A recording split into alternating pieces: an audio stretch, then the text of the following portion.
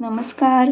Divya's fusion किचनमध्ये तुमचं सर्वांचं स्वागत आहे. उन्हाळा संपायच्या आत जर तुम्ही ही रेसिपी ट्राय केली नसेल तर काहीतरी नक्कीच मिस केले. आज आपण बनवणार आहोत गोवांची पारंपरिक आंबट गोड आणि किंचित तिखट अशी रेसिपी, पारंपरिक आंब्याचे सासव. अगदी कमी साहित्यात आणि झटपट तयार होणारी ही रेसिपी आहे. चला तर मग रेसिपीला सुरुवात करूया.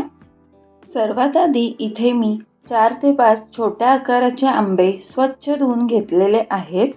तुम्ही इथे रायवळ आंबे घेतले तर अगदी उत्तमच आहे. हे असे साली काढून घेऊया आणि ह्या सालींना जो लागलेला आंब्याचा गर आहे तोही आपण 1 ते 2 वेळा थोडं थोडं पाणी घालून असे हाताने चोळून चोळून निघालेला रस ही ह्याच आंब्याच्या भांड्यात काढून घेऊ.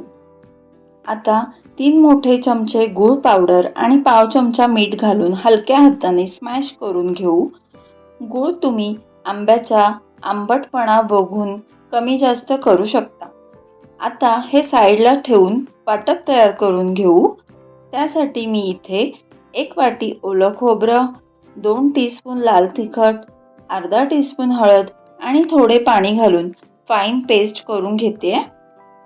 आता ह्या पेस्टमध्येच अर्धा टीस्पून मोहरी घालून पल्स मोडवरती आपण 2 ते 3 वेळा फिरवून घेऊ. सासवला त्याची खरी टेस्ट ही मोहरीच्या पंजंट फ्लेवर म्हणजेच मोहरीच्या उग्र चवीमुळेच आहे. खरं तर मोहरीला कन्नड भाषेमध्ये सासवे आणि कोकणी भाषेत सासम असे म्हणतात. त्यामुळेच वाटपात मोहरी यूज केल्यावर त्याला सासव असे म्हणतात. हे वाटप आता मी त्याच आंब्याच्या भांड्यामध्ये काढून घेते आणि थोडं पाणी घालून ते सगळं लागलेलं भांड्यामधलं वाटण आपण ह्याच्यामध्ये काढून घ्यायचं आहे. आता फोडणीसाठी 2 चमचे खोबरेल तेल घालून घेते. पाव चमचा मेथीदाणे, 1 टीस्पून मोहरी, 5 ते 6 उभ्या कापलेल्या हिरव्या मिरच्या, 7 ते 8 कढीपत्ता, चिमूटभर हिंग घालून परतून घेऊ.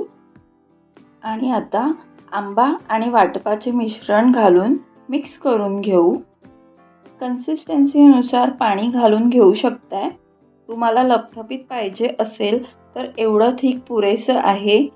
मी इथे पाणी घालून घेते आणि आता मीठ घालून घेते चवीनुसार आणि ह्याला लो फ्लेमवरती आपण झाकण लावून एक उकळी काढून घेऊया छान अशी. तर असं हे आपलं रसरशीत आणि चवदार आंब्याचं सासव तयार आहे. गरम भातासोबत किंवा चपातीसोबत हे अप्रतिम लागतं. तुम्ही सुद्धा ही रेसिपी नक्की करून बघा आणि कशी झाली ते मला कमेंट करून सांगायला विसरू नका. रेसिपी आवडली तर व्हिडिओला लाईक करा, शेअर करा आणि चॅनलला नक्की सबस्क्राईब करा. पुन्हा भेटू अशाच एका पारंपरिक रेसिपीसोबत. तोपर्यंत हेल्दी खा, हेल्दी रहा.